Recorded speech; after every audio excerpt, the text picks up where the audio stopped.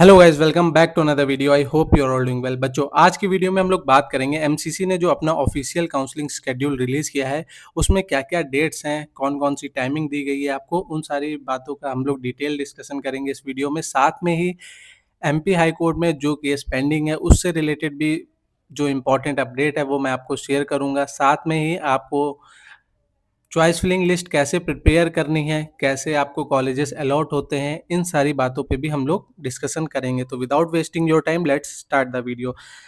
जैसा कि आपको पता है 15% सीटें जितने भी गवर्नमेंट कॉलेजेस की होती हैं ऑल ओवर इंडिया में, उनकी 15% सीटों की counselling all India quota conduct कराता है।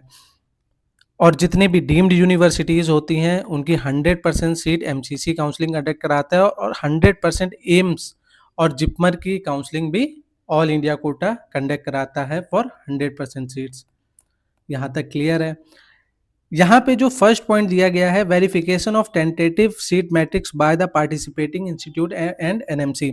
जितने भी कॉलेजेस को अप्रूवल मिल जाएगा वो कॉलेजेस अपडेट करेगा एनएमसी अपनी साइट पे, उसके बाद एमसीसी अपनी साइट पे अपडेट करेगा। ये प्रोसेस बच्चों जो अभी चल रहा है, जितने भी कॉलेजेस को परमिशन मिल जाएगी उतने सारे कॉलेजेस पार्टिसिपेट करेंगे एमसीसी की काउंसलिंग में।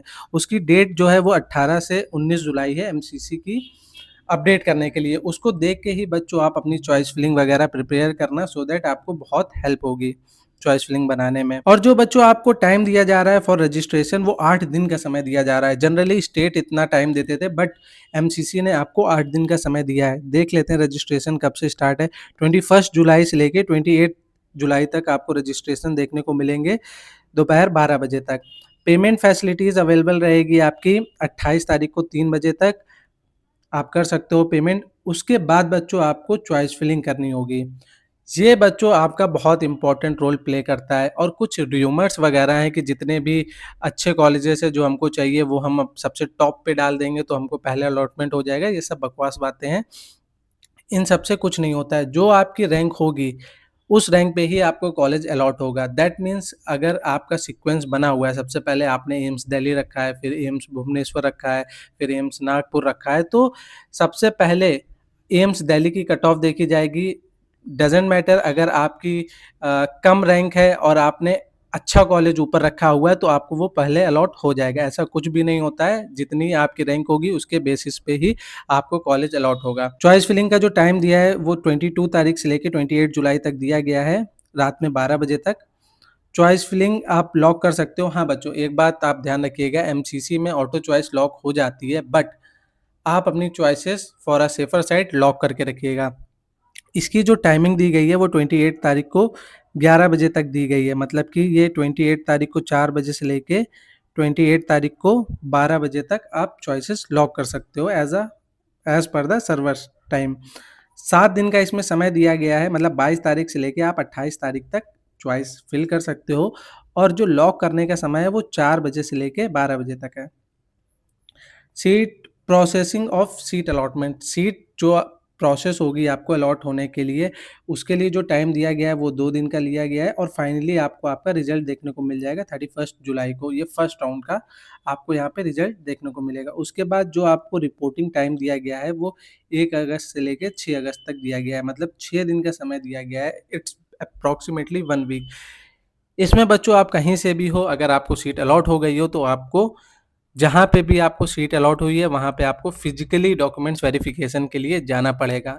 एक बात मैं और यहाँ पे क्लियर कर दूँ, जिन भी बच्चों को राउंड 1 में फ्री एग्जिट लेना है, उनको बच्चों कुछ भी नहीं करना है। जस्ट उनको जो सीट अलॉट हुई है वो एज इट इज़ छोड़ दो, आपका फ्री एग्जिट हो जाएगा। उसके लिए आपको कुछ भी नहीं करना है। यहाँ पे बच्चों मैं कुछ चीज़ें आपको क्लियर कर दूँ। जो भी एमपी हाई कोर्ट का डिसीजन था वो रिजर्व कर लिया गया है सुप्रीम कोर्ट के द्वारा। अब जो इसका फाइनल डिसीजन है वो 14 तारीख को मंडे को हमको पता चलेगा कि क्या होने वाला है। बच्चों, ग्रेस मार्किंग वाली चीज को हटा दिया गया है। एनटीए ने बोला है कि हम बच्चों को ग्रेस मार्क नहीं दे सकते, क्योंकि ऑलरेडी जो बच्चे टॉपर हैं, लाइक जिनकी ऑल इंडिया रैंक 2 आई है, अगर हम उनको ग्रेस मार्क देते हैं तो उस आगे शिफ्ट होके उसकी ऑल इंडिया रैंक 1 हो जाएगी। और ऑल इंडिया 1 रैंक जिस बच्चे की आई है उसको हम लोग आगे और शिफ्ट नहीं कर सकते हैं। तो बच्चों, ग्रेस मार्क्स वाला आपका सारा प्रोसेस हटा दिया गया है। या तो फिर बच्चों आपका एग्जाम होगा या फिर बच्चों का एग्ज़ाम नहीं होगा। 2 ही डिसीज़न होंगे जो कि हमको 14 तारीख को पता चलेगा।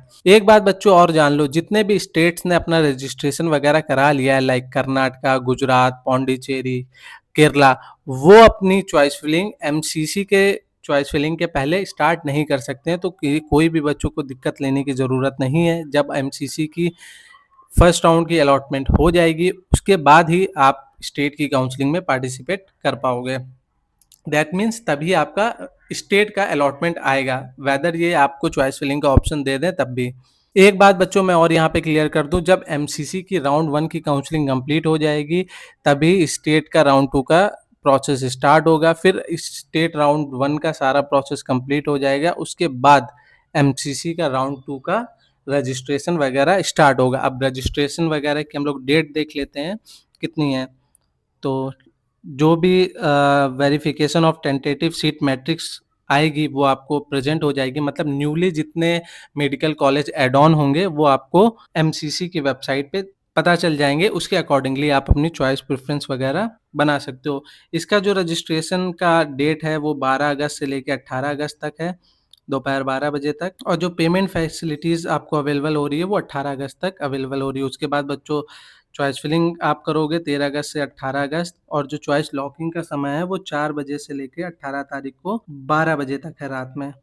उसके बाद रिजल्ट आएगा आपका 21 तारीख को, देन आपको रिपोर्टिंग के लिए जाना होगा।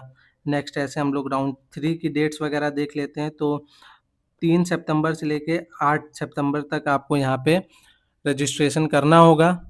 उसके बाद आपकी चॉइस फिलिंग का जो टाइम दिया गया है और डेट दी गई है वो 3 तारीख से लेके 8 तारीख तक दी गई है, और जो उसका रिजल्ट आएगा वो 11 सितंबर को आ जाएगा। रिपोर्टिंग के लिए आपको 7 दिन दिए जा रहे हैं, तो 12 तारीख से लेके 18 सितंबर तक आपको रिपोर्टिंग करने के लिए जाना होगा। ये मॉपअप राउंड तक का शेड्यूल है। उसके बाद बच्चों special stay vacancy round conduct होगा। जिन भी बच्चों को कोई भी सीट अलॉट नहीं हुई होगी वही बच्चे पार्टिसिपेट कर सकते हैं स्टे वैकेंसी राउंड में।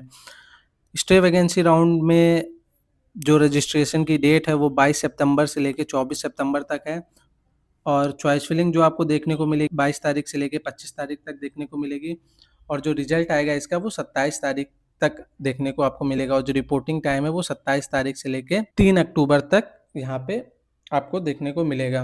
बच्चों एक बात मैं यहाँ पे आपको क्लियर कर दूँ, इसके बाद भी कोई सीट वैकेंट रह जाती है तो उसके लिए special stay vacancy round conduct होगा। तो कोई भी दिक्कत और परेशानी वाली बात नहीं होनी चाहिए। तो यही था बच्चों आज की वीडियो में, मिलते हैं नेक्स्ट वीडियो में। Till then bye.